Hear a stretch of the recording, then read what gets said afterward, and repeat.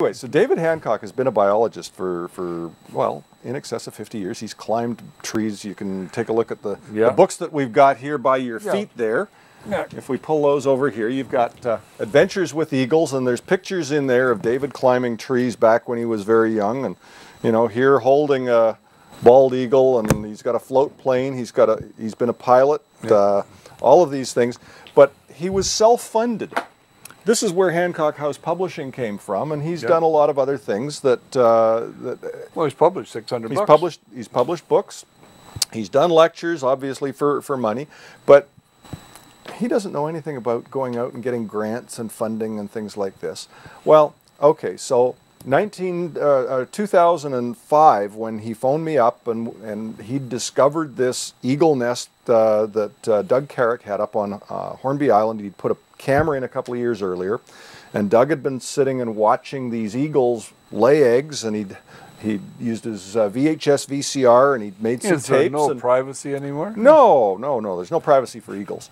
But I mean, we got even further than that. But anyway, David had seen him at a lecture that Doug was doing, and he'd seen a DVD that Doug had put together of all of this footage that he'd taken from this camera in the eagle nest, and he phoned me up. And at the time, I was working with a guy who's been doing streaming video for a long time, but it was mostly little stuff, and he was just putting a company together. And David asked me whether or not we could put this eagle nest on the internet, if it was possible to do this, because he figured, you know, I've climbed trees, I've sat in blinds up 150 feet in the air, and you know, all of these things, I used to be able to do them, I can't do them anymore. And not only that, there's other people who would love to be able to do biological research, who maybe they're in wheelchairs, or they've got crutches or whatever. Yeah. They don't have the mobility that I had when I was, you know, when I was in my 20s and 30s. It might be reasonable to have this, and maybe 100 people in the world would be interested in watching this. You know, it's like watching paint dry, because the bird's sitting there for hours at a time, not moving. They get up and they turn around. They get up and they turn around and they squawk, and that's about it. And they change birds. Yes, and the couple change, and mommy browbeats daddy to sit there, and then when mommy comes back, she just literally throws him out of the nest. But we didn't know that, because David never had been able to watch a nest for that length of time. He'd never heard an eagle lay an egg, because there's a microphone there, and he actually could hear this eagle grunting as it was laying the egg. You know, it was sitting there with his expression on its face, and it finished, and it got up and turned around, and there's an egg. Yep. And he'd never, ever seen that before.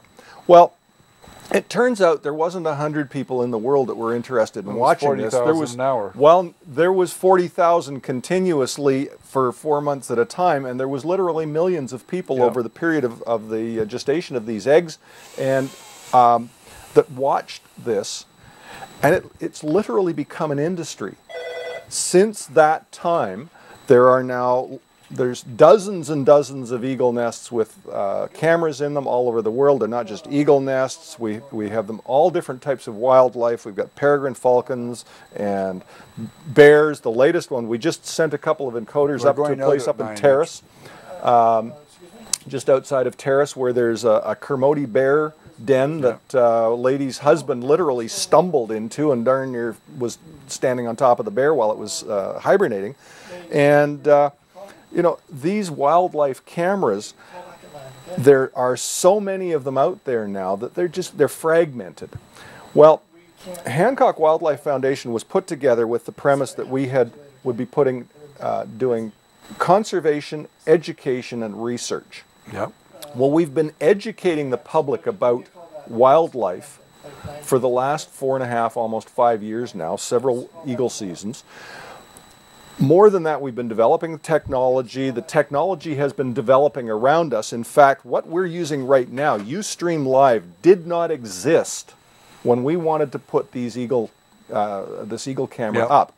The first year, 40,000 streams solid for 24 hours a day for 4 months. It cost over $100,000 a month for the network bandwidth. It literally bankrupted the company that we were doing this through. They were using it to publicize what they were getting into, and they burned a heck of a lot of cash and didn't bring anything in. Well, Ustream and a couple of others, ZapLive.tv over in Germany, have built a business around monetizing these streams for the general public. Yeah. Now, one of the problems that, or one of the other aspects of Hancock Wildlife Foundation is getting into the schools. In fact, you probably don't know this, or you might, but we've, Hancock Wildlife Foundation funded a program where Dr. Rose Charlie, who is the Grand Chief, and I don't know her exact name, her exact title, but anyway, she is a Grand Chief, and we had her in, I believe it was 22 schools, 22 elementary schools, talking to the kids there, especially the native children, about the culture of the eagle in her day, when instead of going out and shooting eagles, which has been a real problem around this the whole area, and taking the feathers, in fact, it was a blessing when an eagle feather fell from an eagle. Yeah. And you picked it up and you made it part of your garment or your dress. Yes. You didn't go out and kill the eagle. You had to wait for them to either die naturally or shed a needle or shed a feather and that type of thing. And so we've been helping in that side of education. Now, we were up yesterday actually talking to Metro Vancouver about some things to do with the parks, and there'll be an announcement about that in the not too distant future. But what this is leading up to is that we're working to put together a production center where we can bring many of these streams together into a facility before the ads are put on them, so that they can be mixed, they can be archived, they can be annotated in real time by biologists.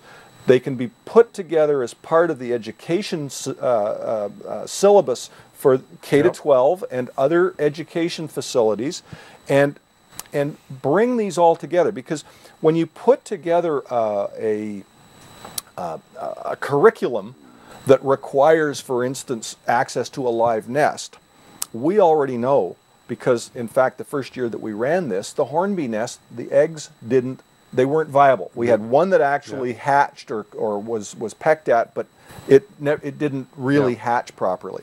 I spent 6 days out in a field just outside of the Sydney, well, in Saanich, just not too far from the Sydney, or where the ferries come in Sydney, putting a camera and strapping it to the top of a crane that we could bring close to a nest that already had some 10-day-old chicks in it to pick up all of these 40,000 people who were watching the eggs waiting for them to hatch. We had to create a second nest. Well, it's the same thing when you put this into the curriculum for a school. You have to have a backup. Yes. You also have to have nests that have a slightly different timing. So for instance, there's an eagle nest down in Maine that already has had eggs in it for the past couple of weeks. Oh, really? We're only expecting the eggs to be laid today, tomorrow. An eagle's nest in Maine? In Maine. It's colder in Maine. Well, they're maybe a little strange. I don't know. Alaska, they won't even be thinking about building the nests for another month. Yeah. You know, we have a nest up there that we've been watching now. It's been live in that we've been getting the images within a couple of minutes, but it's not video because it's an image every about 3 or 4 seconds. But we've had the Haines, Alaska camera up there, and I mean it's a very interesting nest too. But it's a completely different cycle. Similar gestation period, similar raising period, but it starts much later and ends much later. And these are the types of things that are required for a properly set up education curriculum. And so what we're looking to do now is bring this all together into a production facility. So I've been brought on board to go out, beat the bush for donations to fund this. We're going to be talking to a number of corporate sponsors. We've got some government initiatives that are happening. We have other foundations that are coming in with us because they have streams and things that also want, like they're trying to put their own education things together, and they're finding exactly the same problems that we have. Things don't always work. Yep.